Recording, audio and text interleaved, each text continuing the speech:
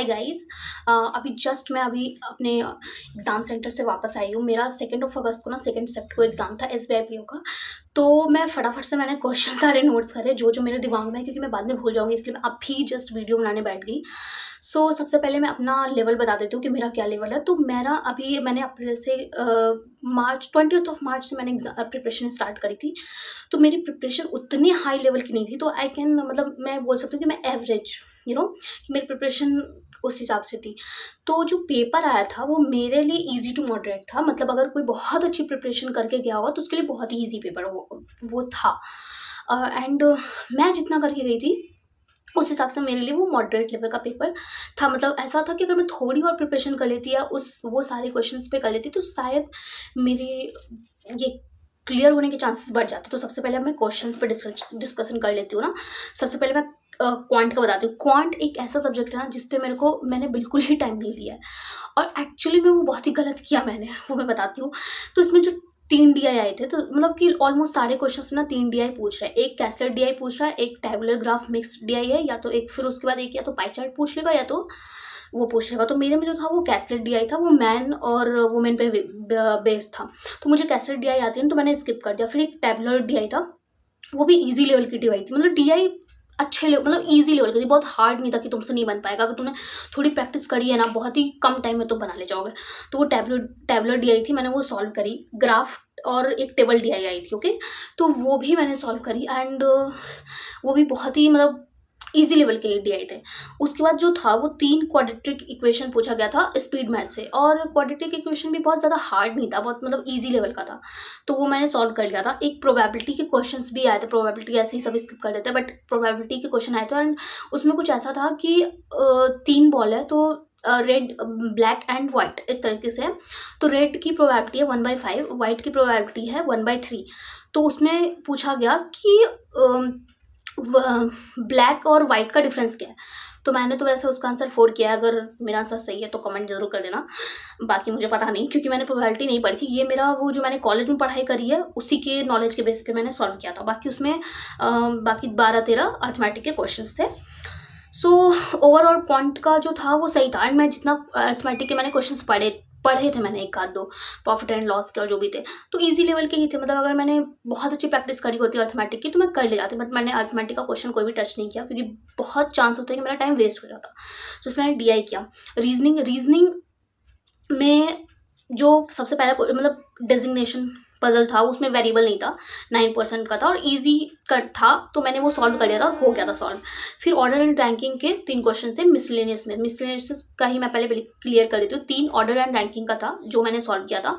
2 पूछा था alphabetic series में, मतलब बिल्कुल ही अनएक्सपेक्टेड था, मैंने नहीं किया था। बट फिर भी वो जो एक क्वेश्चन था ना, वो था नंबर पे बेस्ड। मतलब नंबर एक दिया था, 6, 7, 8 नंबर था।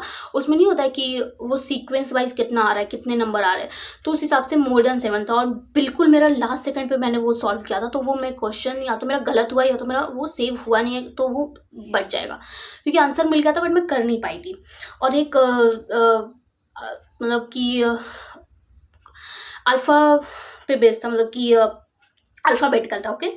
फिर एक और पजल था डेजिग्नेशन, मैंने एक बोल दिया। दूसरा पजल जो था वो था तुम्हारा जाकर ये शेड्यूलिंग पे, जो कि मंथ था। 5 मंथ दिए हुए थे, 10% का निकालना था और 2 डेट था। तो वो भी बहुत ही ईजी लेवल की पजल थी। मैंने बिल्कुल वो लास्ट के 2-3 मिनट में सॉल्व करे, और बहुत ही प्रेशर में आकर सॉल्व करे, और फिर भी हो गया। तो मतलब बहुत ही ईजी लेवल की पजल थी वो। फिर उसके बाद जो था ना, वो था तुम्हारा जाकर एक लीनियर एंड पर्सन का पजल। लीनियर में था वो 8% का पजल था, ठीक है। लीनियर में 8% का पजल था, जो मैं सॉल्व नहीं कर पाई क्योंकि मेरा टाइम खत्म हो गया था। वो एक और पजल जो था वो था ये तुम्हारा टैबुलर पजल से आया था, कि इसमें जो है मतलब 7 या 8 लोग थे, वो उसका वेरिएबल वेस्ट था, तो मेरे से वो पॉसिबिलिटी हो ही नहीं रही थी, और उसमें मेरा बहुत ज़्यादा टाइम वेस्ट हो गया। इसलिए रीजनिंग में मुझे लगता है कि और क्वेश्चंस मैं कर सकती थी, लेकिन वो उस पजल में अटकने की वजह से मेरे बहुत सारे पजल सॉल्व ही नहीं हुए। तो या ऑलमोस्ट मैंने बता दिया। मैंने डेजिग्नेशन बता दिया, लीनियर बता दिया 2, 3 शेड्यूलिंग 3, 3, और चौथा हो गया तुम्हारा टैबुलर। एक और छूट रहा है, एक और पजल नहीं, तो या फिर ये इतना ही होगा। तो उस हिसाब से था। तो 5-5 क्वेश्चन सारे में लगा लो, ठीक है। फिर जो मेरा फिर इंग्लिश में आ जाता है।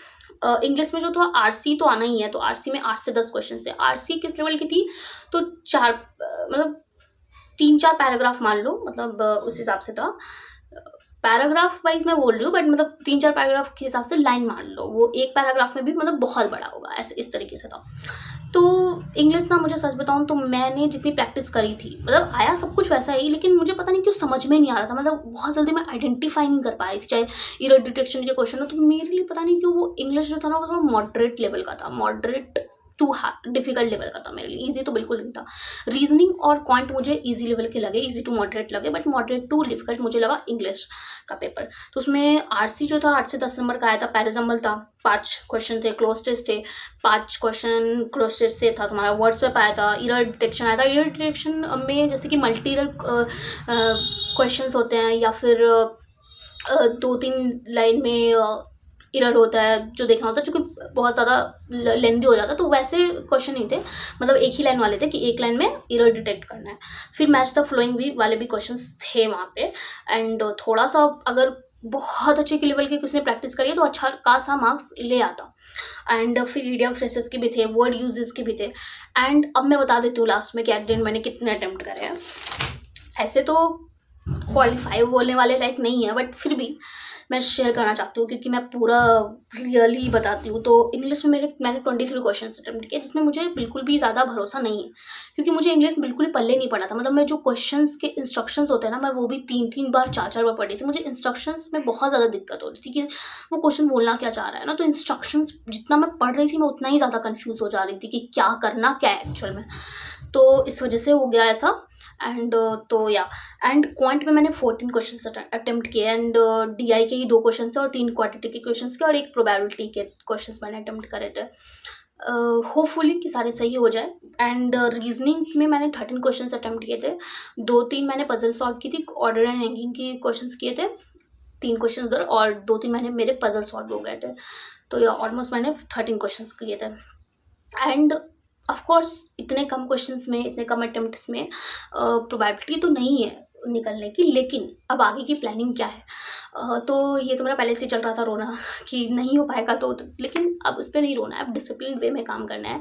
सीरीज़ चल रही है, तो अब फोकस होगा हमारा मेन वो IUPS PO पर, और एक हमारे मेंस की तैयारी भी स्टार्ट हो जाएगी, क्योंकि मेंस को अभी तक मैंने टच भी नहीं करा, तो उसकी स्ट्रैटेजी भी मैं शेयर करूँगी अपने रात वाले वीडियो में, कि किस तरीके से स्ट्रैटेजी रखनी है। IUPS PO को मेरा एक दिमाग में है कि सुबह मैं 2 घंटे ऐसे मॉक्स वॉक्स पे दे दूँ टाइम IUPS PO को, और फिर मेंस के जितने भी क्लासेस अटेंड करने हैं, प्रैक्टिस करनी है, वो फुल दिन भर पूरा उसको अपना करेंगे। तो उस हिसाब से तुम लोग भी अपनी स्ट्रैटेजी बना लेना। एंड तुम लोग का एग्ज़ाम कैसा गया कमेंट में बता देना। Bye bye.